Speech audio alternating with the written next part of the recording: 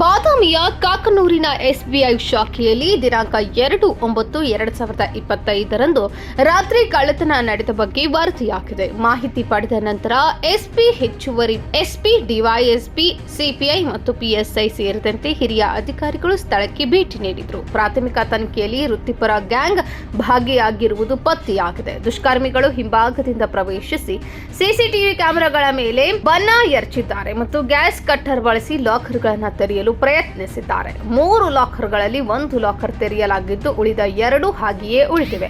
ಶ್ವಾನದಳ ಮತ್ತು ಬೆರಳಚ್ಚು ತಜ್ಞರು ಘಟನಾ ಸ್ಥಳವನ್ನು ಪರಿಶೀಲಿಸಿದ್ದಾರೆ. ಸಿಸಿಟಿವಿ ದೃಶ್ಯಾವಳಿಗಳನ್ನು ಪರಿಶೀಲಿಸಲು ಮತ್ತು ಇದೇ ರೀತಿಯ ಅಪರಾಧಗಳಲ್ಲಿ ಭಾಗಿಯಾಗಿರುವ ಶಂಕಿತರನ್ನು ಪತ್ತೆ ಹಚ್ಚಲು ಬಹು ಪೊಲೀಸ್ ತಂಡಗಳನ್ನು ರಚಿಸಲಾಗಿದೆ. ಎಚ್ಚರಿಕೆ ವ್ಯವಸ್ಥೆಗಳು ಮತ್ತು ಸಂಬಂಧಿತ ಕಾರ್ಯವಿಧಾನಗಳನ್ನು ಪರಿಶೀಲಿಸಲು ಪೊಲೀಸರು ಬ್ಯಾಂಕ್ ಅಧಿಕಾರಿಗಳೊಂದಿಗೆ ಸಮನ್ವಯ ಸಾಧಿಸುತ್ತಿದ್ದಾರೆ. ಎಫ್ಐಆರ್ ದಾಖಲಿಸಲಾಗಿದೆ ಮತ್ತು ಎಲ್ಲಾ ತಾಂತ್ರಿಕ ಮತ್ತು ವೈಜ್ಞಾನಿಕ ಪುರಾವೆಗಳನ್ನು ಸಂಗ್ರಹಿಸಲಾಗುತ್ತಿದೆ. ಪೊಲೀಸರು ಆದಷ್ಟು ಬೇಗ ಪ್ರಕರಣವನ್ನು ಪತ್ತೆ ಹಚ್ಚುವ ವಿಶ್ವಾಸವನ್ನು ಹೊಂದಿದ್ದಾರೆ.